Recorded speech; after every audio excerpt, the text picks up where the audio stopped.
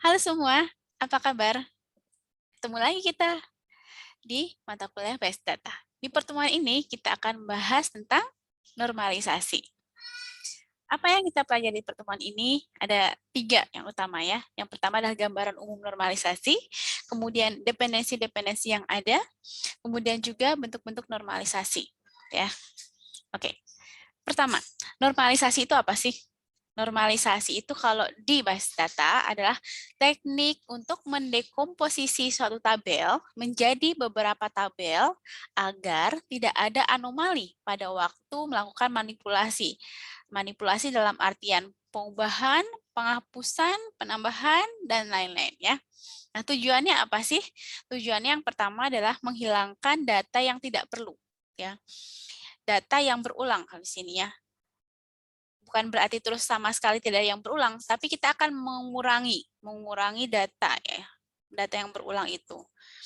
Kemudian yang selanjutnya adalah mencegah terjadinya anomali data karena semakin sedikit gitu ya, semakin sedikit data yang berulang itu maka akan kemungkinan terjadinya anomali pada saat manipulasi itu akan semakin sedikit. Kemudian juga mengurangi kompleksitas karena nantinya pengulangan data akan semakin berkurang, gitu ya. Kemudian data yang tidak perlu itu seperti apa sih? Ya, coba kita perhatikan di tabel ini, di tabel staff branch, gitu ya. Tabel staff branch ini memuat informasi tentang staff dan juga tentang branch. Staff itu bekerja di mana ya. Misalkan staff SL21 itu namanya John White, posisinya manager, salary-nya adalah 30.000, gajinya 30.000, dia bekerja di branch B005 yang beralamat di 22 di Road di London gitu ya. Nah, dan seterusnya ya. Nah, di sini data staffnya memang tidak ada yang berulang gitu ya, semuanya unik. Tapi kalau kita lihat di sini, data branch-nya itu ada yang berulang. Misalkan seperti ini. Yang B003 itu disebutkan berapa kali? Tulis berapa kali nih? Ada 1, 2, 3. Ya. Begitu juga dengan alamatnya. Dituliskan 3 kali. Sebanyak staff-nya. Gitu ya. Begitu juga dengan B005. Dia ada 2 kali. Sedangkan yang B007 ya kebetulan di sini staff-nya hanya 1, jadi dia hanya dituliskan sekali. Gitu ya. Nah, di sini alamat kantor cabang yang berulang ini ya, ini yang data yang tidak perlu. Sebenarnya kita bisa meminimalisasi redundansi dari alamat kantor cabang ini, gitu ya. Nah, apakah benar data yang berulang itu akan menimbulkan anomali? Coba kita lihat satu persatu. Pada saat data ini diubah, gitu ya, diubah misalkan kita mau mengubah alamat yang ada di B003, mengubah alamat dari kantor cabang B003. Kita lihat bahwa alamat dari kantor cabang itu dituliskan sebanyak branch-nya, dan branch-nya itu mengulang sebanyak staff-nya gitu ya. Jadi B003 ini kode dan alamatnya akan dituliskan 3 kali karena di staff-nya ada 3 kali gitu ya. Nah, misalkan kita mau mengganti alamatnya, misalkan jadi 162 gitu ya, Main Street, let's go. Ya, memang cuma ganti nomornya saja gitu ya. Tapi semua data ini ketiga-tiganya harus diubah satu persatu. Jika ada satu saja data yang tidak terupdate, maka ini akan menimbulkan inkonsistensi data. Misalkan nih, yang data ini sudah diupdate jadi 162 Main Street, kemudian yang ini juga 162. Ya. Tapi data yang ini masih 163. Nah, berarti di sini data alamat dari B003 tuh nggak konsisten. Loh, ini data yang satu kok nomor 162, yang satu lagi kok 163, seperti itu. Kemudian, ketika datanya, kita mau menambahkan data, gitu ya. Nah, di sini kalau kita lihat, semua kolom itu ada isinya, gitu ya. Bagaimana jika kita ingin menambahkan staf di satu cabang, misalkan di B007, ya. Maka kita harus menuliskan lengkap dari staf nomornya, staf name-nya, position-nya, salary-nya, dan branch number-nya. Kita tuliskan lagi B007, kemudian address-nya adalah 16 Argyle Street, Aberdeen. Kita harus isikan sama persis dengan yang sudah ada. Jika ada ketidaksesuaian data dengan yang sebelumnya, maka ini akan menimbulkan inkonsistensi data juga. Itu ya. Kemudian misalkan juga kita mau menambahkan data branch saja, belum ada staffnya. Apakah kita isikan 0, 0, 0, 0, baru kode cabangnya, misalkan BB09, kemudian nama jalannya? Nggak bisa dong, ini kan harus ada datanya di sini ya. Tuh. Ya, misalkan B08 ya di sini. Sama saja, B09 juga sama. Kita harus mengosongkan, padahal nggak boleh kosong gitu. Belum ada staffnya nih, nggak boleh dong 0. Karena di sini harus ada isinya. Ya. Kalau kita sudah belajar model relasional, maka kita harus punya key-nya, kita harus punya kuncinya. Kunci tidak mungkin 0. Tidak mungkin kita isikan staff 0 itu 0. Gitu ya. Oke, selanjutnya adalah kalau datanya dihapus.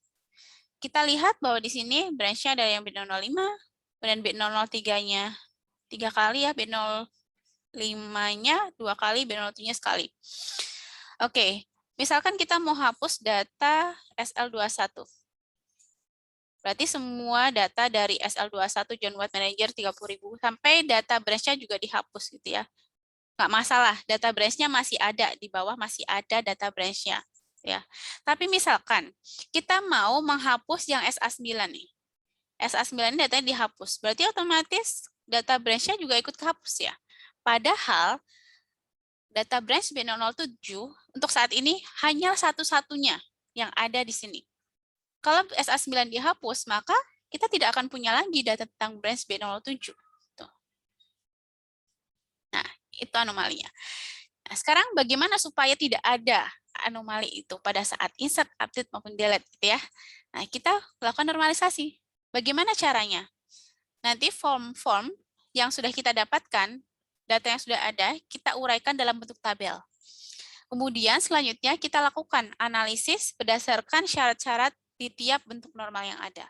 Apabila bentuknya belum memenuhi syarat bentuk normal yang ingin dituju, maka tabel tersebut akan dipecah menjadi beberapa tabel sampai memenuhi kriteria. Ya. Nah, ini tahapan normalisasinya. Yang pertama yang akan kita dapatkan adalah tabel dalam bentuk tidak normal. Ya. Nah, bentuk yang tidak normal atau kita sebut unnormalized form itu akan kita ubah dalam bentuk first normal form, bentuk normal yang pertama. Selanjutnya nanti kita ubah dalam bentuk second normal form, bentuk normal yang kedua, dan selanjutnya kita ubah dalam third normal form, bentuk normal yang ketiga. Nanti kalau mau dilanjutkan lagi ke bentuk yang BCNF, Boyce Code normal form, dan mungkin kalau mau dilanjutkan lagi sampai bentuk normal yang keempat dan 5, 6, dan seterusnya. Ya. Tapi kita nggak sampai ke situ ya. Nah, bagaimana caranya? Kita hilangkan dependensi. Untuk bisa menormalisasi, kita hilangkan dependensi. Dependensi itu apa sih? Oke, kita lihat dulu dependensi itu apa. Dependensi itu adalah jika A dan B itu adalah sekumpulan atribut, ya, sekumpulan, bisa satu, bisa banyak, dalam suatu relasi R, B disebut memiliki dependensi fungsional terhadap A jika dan hanya jika tiap nilai A memiliki asosiasi dengan sebuah nilai dari B. Kita simbolkan dengan A panah B. Artinya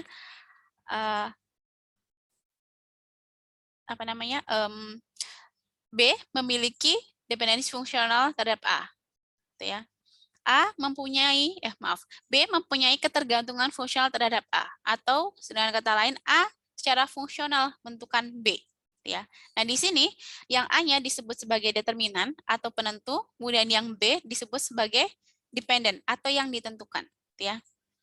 A secara fungsional menentukan B, B secara fungsional bergantung pada A.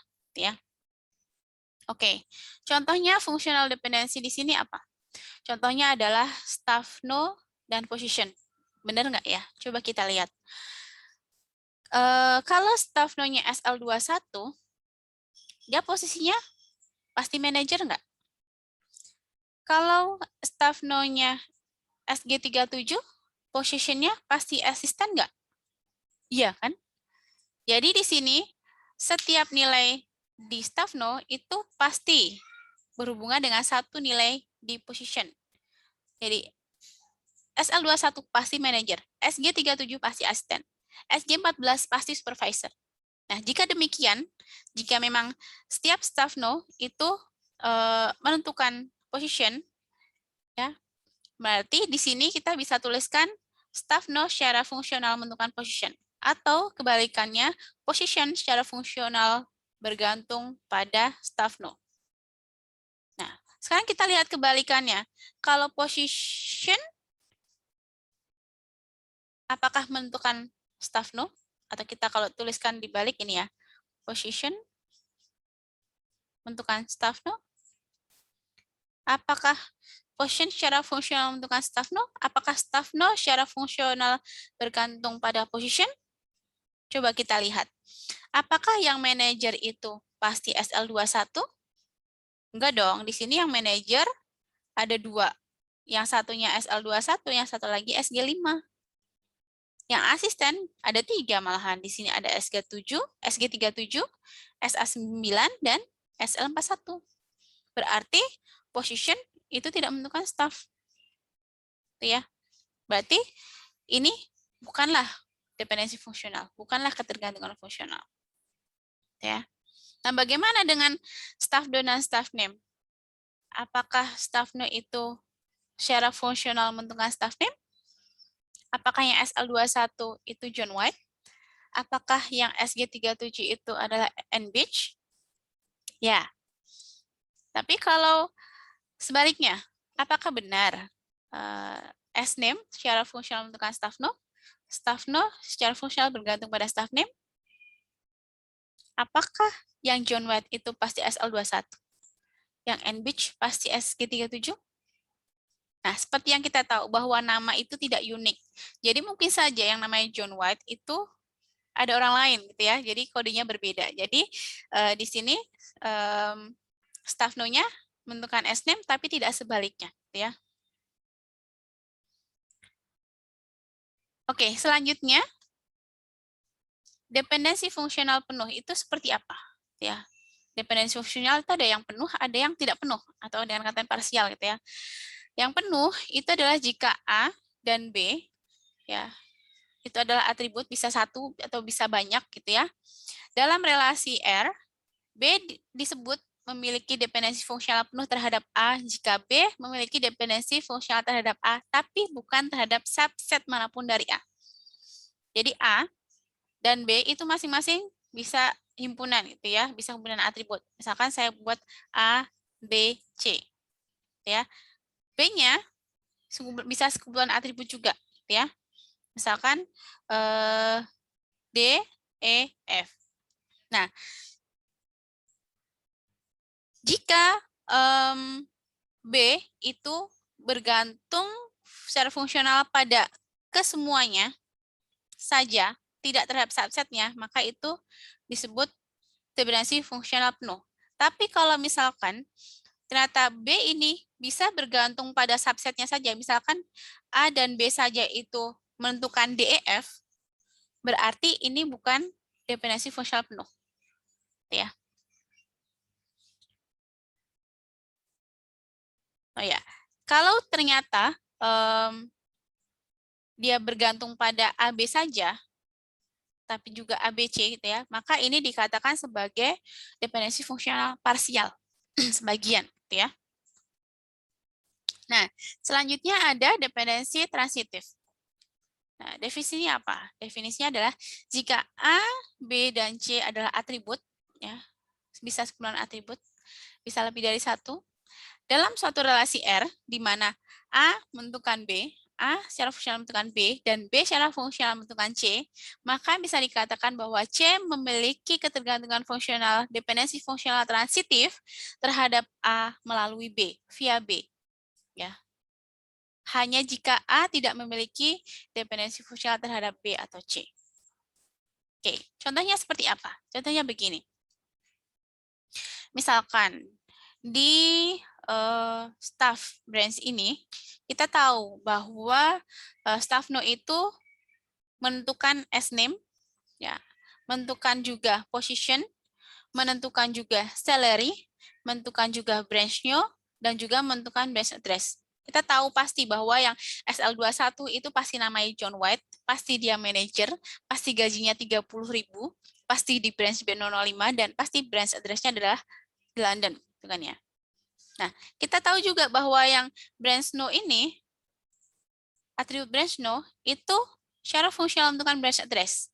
Yang branch node-nya yang branch node-nya B05 itu alamatnya pasti di dir 22 di road gitu, London, pasti situ. Nah, di sini berarti staff node itu menentukan branch node dan branch node menentukan branch address.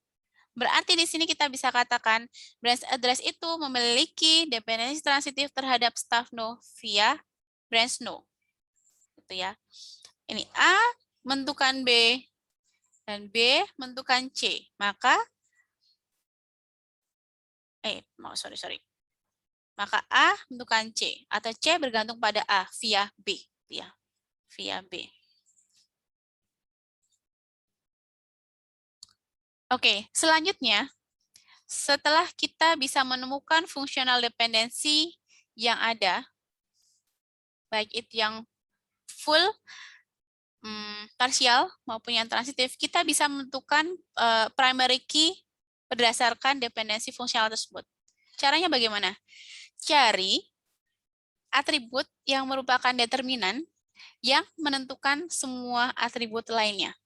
Itu pasti jadi kandidat key. Dari kandidat key yang ada, pilih primary key-nya satu. Gitu ya. Nah, contohnya kalau di sini, kita bisa dapatkan bahwa staff node itu menentukan S-name, position, salary, branch node, dan branch address. Kita juga tahu bahwa branch node itu kan menentukan branch address. Yang B05 itu pasti alamatnya di sini. Kebalikannya juga sebenarnya. Branch address itu menentukan branch node. Yang alamatnya di 22 di road itu pasti B005. London, yang London gitu ya. Kemudian juga branch node dan position itu menentukan salary. Kalau kita lihat dari proses bisnisnya. Ya. Dan juga karena branch node menentukan branch address dan branch address menentukan branch node, maka kita bisa tentukan juga bahwa branch address dan position itu menentukan salary. Nah, dari sini kita bisa lihat bahwa ternyata ada staff node yang menentukan semua atribut lainnya. Ada staff node yang bisa menjadi determinan yang menentukan secara fungsional atribut lainnya. Staff node menentukan S-name, menentukan menentukan position, menentukan salary, menentukan branch node, dan menentukan branch address. Berarti di sini staff node ini menentukan secara fungsional menentukan atribut lainnya. Semua atribut lainnya bergantung secara fungsional pada atribut staff node. Berarti di sini kita bisa pilih bahwa staff node ini adalah kandidat key. Nah, karena kalau di sini kita temukan satu, misalkan di sini kita temukan satu saja, kita bisa pilih staff node ini sebagai primary key. Itu ya. Ini kayaknya cuma satu-satunya staff node di sini yang sebagai kandidat key. Berarti kalau cuma satu kandidat key-nya, dialah yang jadi primary key-nya. Gitu ya. Oke, selanjutnya setelah kita dapatkan functional dependency yang ada, kita masuk ke tahapan normalisasinya. Nah, tahapan normalisasi itu apa saja? Nah, sebenarnya kita sudah dapat data source-nya, sumber datanya. Biasanya dalam bentuk formulir-formulir gitu ya, atau dalam bentuk deskripsi. Nah, dari situ kita kita transformasikan dalam bentuk tabel. maka akan jadi bentuk anormalized form. Bentuk tidak normal. Dari situ nanti kita akan menghilangkan repeating groupnya sehingga menjadi bentuk normal yang pertama, first normal form. Dari first normal form kita hilangkan partial dependensinya, ketergantungan fungsional parsial, sehingga akan menjadi bentuk normal yang kedua atau second normal form. Dari second normal form kita hilangkan dependensi transitifnya, sehingga akan menjadi third normal form. Ya. Oke, kita coba dengan contoh. Kita misalkan punya formulir seperti ini. Ini adalah formulir penyewaan oleh klien. Klien itu seorang klien mau menyewa properti yang mana, mulai dari kapan sampai kapan. Kemudian di sini ada informasi pemilik dari propertinya, ya. Kliennya di sini ada client number, full name. Untuk propertinya di sini ada property number, property address. Di sini ada berkaitan dengan owner dari properti itu, ada owner number dan nama ownernya siapa. Disewa dari kapan sampai kapan dengan biaya sewa per bulannya berapa, ya. Nah, ini kita ubah dalam bentuk tabel. Bagaimana caranya? Ya, kita entrykan satu-satu gitu ya. Kalau CR76 ya, CR76 yang namanya John K, dia akan menyewa PG4 yang di alamat ini gitu ya. Pemiliknya adalah si ini gitu ya. Namanya ini dari kapan sampai kapan gitu ya. Dengan biaya sewa per bulannya berapa. Nanti kalau ada formulir lagi kita isikan lagi gitu ya. Tapi kalau misalkan nama kliennya sama ya kita cukup tulis sekali gitu biasanya ya. Kita merge-kan dia menyewa apa lagi gitu kan ya. Nah, inilah bentuk yang tidak normal. Tabel yang bentuknya tidak normal gitu ya. Di sini masih ada repeating groupnya. Ada masih yang berulang. Nah, kita bisa mengubah bentuk yang tidak normal itu menjadi bentuk normal pertama atau first normal form dengan cara kita eliminasi null pada grup yang berulang. Kemudian kita identifikasi primary key-nya, kemudian kita juga identifikasi seluruh dependensi yang ada. Ya. Nah, yang pertama, kita hilangkan nullnya tadi. Ini ada dua cara ya untuk bentuk normal yang pertama. Yang pertama kita hilangkan repeating group-nya dengan cara hilangkan nullnya ini. Jadi kita tulis ulang. Untuk klien null yang sama, kita tuliskan berulang. Hilangkan nullnya. Ya, kita ulang, kita ulang, kita ulang, kita ulang, kita ulang. Tidak ada null di sini. Ini ada bentuk normal yang pertama, alternatif yang pertama. Alternatif yang kedua, kita langsung pisahkan. Tapi terlebih dahulu kita tentukan primary key-nya. Ya. Nah, dari sini kita bisa temukan sini ya. Kita bisa temukan kira-kira yang unik itu kan client no dan property no gitu ya, bersama-sama. Dia jadi primary key-nya. Maka yang client no ini kita tetap redundansikan di tabel ini. Kemudian untuk yang client no dan client name kita pisahkan. Sehingga menjadi dua tabel. Ya. Nah, selanjutnya kita cari dependensi fungsional yang ada dari tabel ini. Cari semua fungsional dependensi yang ada berdasarkan fungsional dependensi yang ada. Semua itu kita harus cari determinan, atribut determinan yang menentukan semua atribut lainnya. Kalau ada beberapa kandidat key, ya kalau ada beberapa determinan tersebut yang nantinya merupakan kandidat key, maka kita pilih satu sehingga dia akan menjadi primary key. Setelah itu, berdasarkan primary key yang terpilih, kita tentukan jenis fungsional lainnya. Apakah dia full, apakah dia parsial, ataukah dia transitif. Ya, misalkan di sini ada tiga kandidat key yang ditemukan. Ya. Misalkan kita tulis jadi begini, ya. Ada client no dan property no. kemudian client node dan restart, dan juga property node dan restart. Tapi kita pilih primary key-nya adalah yang ini. Nah, berdasarkan primary key yang ini, maka yang lainnya, yang ini akan kita identifikasi sebagai partial dependency, begitu juga yang ini, kemudian yang ini akan jadi transitive dependency. Ya. Nah, setelah jadi bentuk normal yang pertama, selanjutnya kita bisa ubah dalam bentuk normal yang kedua dengan cara pastikan tabel sudah dalam bentuk normal yang pertama, kemudian kita eliminasi dependensi fungsional yang parsial. Ya. Kemudian kita tentukan atribut yang memiliki dependensi terhadap atribut lainnya. Ya. Nah, dari sini kita bisa tentukan bahwa tadi primary key yang ini ya. Nah, kita punya dua partial dependency, yang ini dan yang ini. Nah, maka kita pisahkan dua tabel ini, client node dan client name, jadi satu tabel sendiri. Begitu juga dengan properti ini jadi tabel sendiri. Kemudian yang menjadi determinannya, ini tetap kita duplikatkan atau kita redundansikan di tabel yang awal. Jadi begini.